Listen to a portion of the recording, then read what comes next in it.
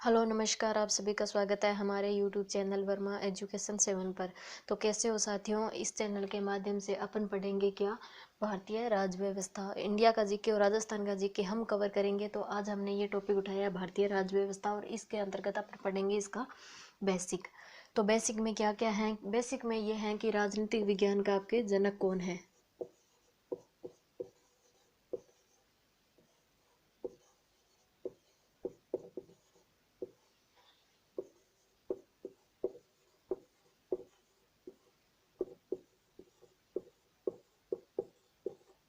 कौन है? अरस्तु।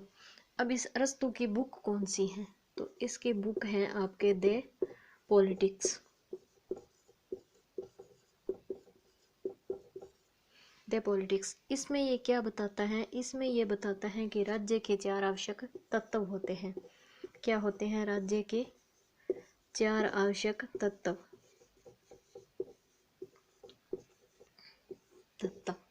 तो अब ये तत्व है कौन कौन से? किसी राज्य को अपना प्रशासन या किसी राज्य को अपने अस्तित्व में आने के लिए क्या कौन कौन से तत्वों की आवश्यकता होती है? तो एक तो आवश्यकता होती है निश्चित भूभाग की। किसकी आवश्यकता होती है? निश्चित भूभाग की। निश्चित भूभाग की। उसके बाद सेकंड इसका आता है कि किसी राज्य को अस्तित्व में आने के लिए जनसंख्या की भी आवश्यकता होगी। किसकी आवश्यकता होगी? जनसंख्या की। कोई राज्य है जिसको अपने अस्तित्व में आना है और वो उसमें यदि जनसंख्या ही नहीं है तो वो प्रशासन करेंगे किस पे और किस तरीके से उसको मेंटेन करेंगे। तो तीसरा काम इसका ये है कि ये इस जनसंख्या को या इस जनसंख्या का विकास करने के लिए क्या करेंगे? सरकार बनाएंगे और इस सरकार को सही ढंग से प्रॉपर तरीके से चलाने के लिए क्या करेंगे? संप्रभुता का यूज करेंगे।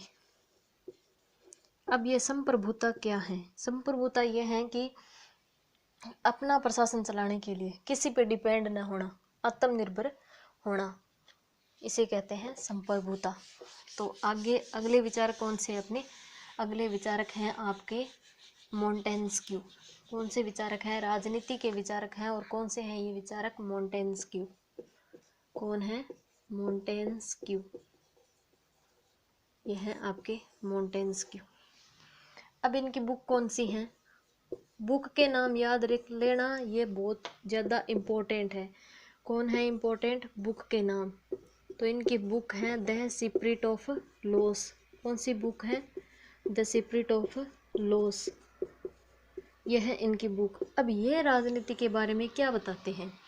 तो ये राजनीति के बारे में ये बताते हैं कि सरकार के अंग कितने होते हैं। उसने तो बताया कि राज्य के आवश्यक तत्व कितने होते हैं। ये बताता है कि किसी सरकार के अंग कितने होंगे। क्या कितने होंगे? अंग। तो सरकार के अंग 3 होंगे। यदि ये तीन न हो, जिस तरीके से विधायिका, कार्यपालिका और न्यायपालिका, यदि तीनों ने इसमें से एक भी ना होना तो सरकार को नहीं चलाया जा सकता। कारण कारण यह है कि यदि विधायिका कानून बना के रख दे और कार्यपालिका उसको लागू कर दे, ये न्यायपालिका जांच यदि न करे ना कि ये कानून क्या है, संविधान के विरुद्ध है या नहीं है, तो वो कानून अच्छी तरीके से लागू नहीं हो पाएगा और बल के आधार पर शासन संचालित होने लग जाएगा। क्या होने लग जाएगा? बल के आधार पर शासन का संचालन होने लग जाएगा। तो इसके अंदर ये 3 बताते हैं अंग। तो पहला कौन सा है? आपके विधायिका। उसके बाद बताते हैं एक होगी कार्यपालिका, तीसरी होंगी आपके न्यायपालिका।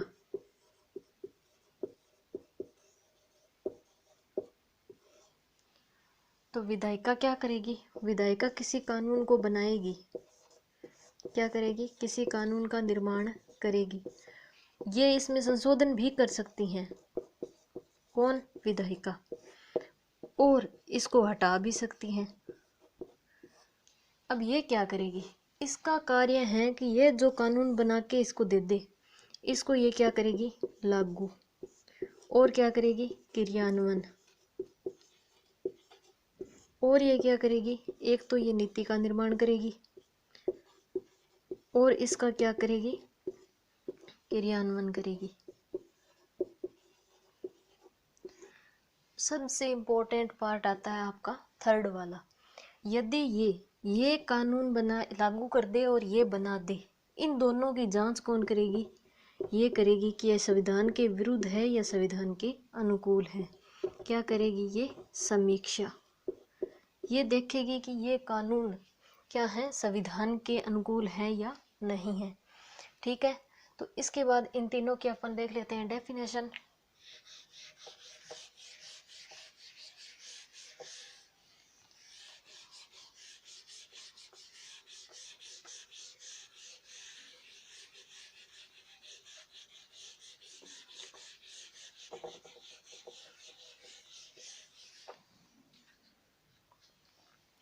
क्या है विधायिका,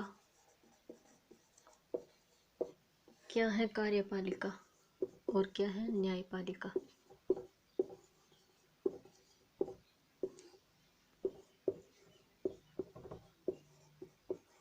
तो फटाफट से लिखो।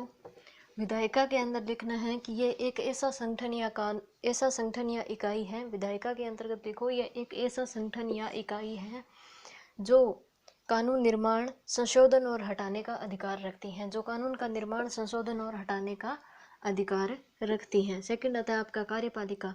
ये एक ऐसा संगठन या इकाई है, ये एक ऐसा संगठन या इकाई है जो विधायिका द्वारा बनाए गए कानूनों को लागू करती हैं और नीति निर्माण और क्रियान्वयन करती हैं।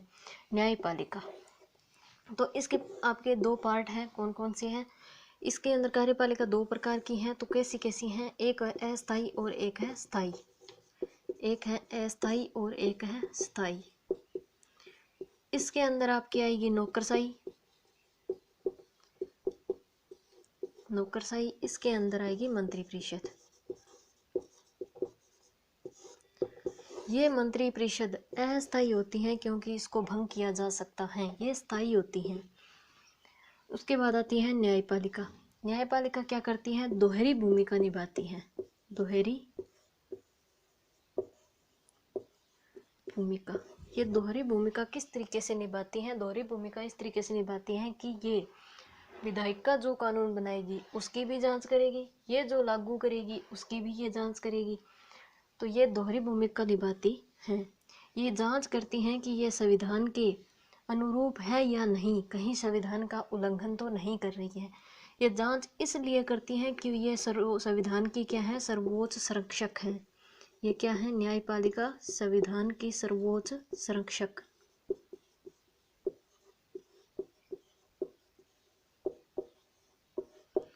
राष्ट्रपति क्या करता है? शपथ तो लेता है कि वह क्या करेगा? संविधान की रक्षा करेगा। लेकिन न्यायपालिका सर्वोच्च संरक्षक कौन है? आपके न्यायपालिका है। राष्ट्रपति अपन आगे पढ़ेंगे आने वाले क्लासों में। तो ये आपका इतना टॉपिक बेसिक था, थोड़ा बहुत जो मैंने कंप्लीट करवा दिया है।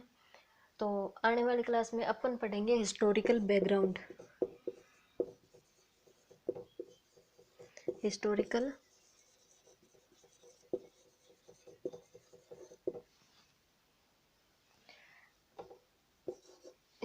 बैकग्राउंड किसका?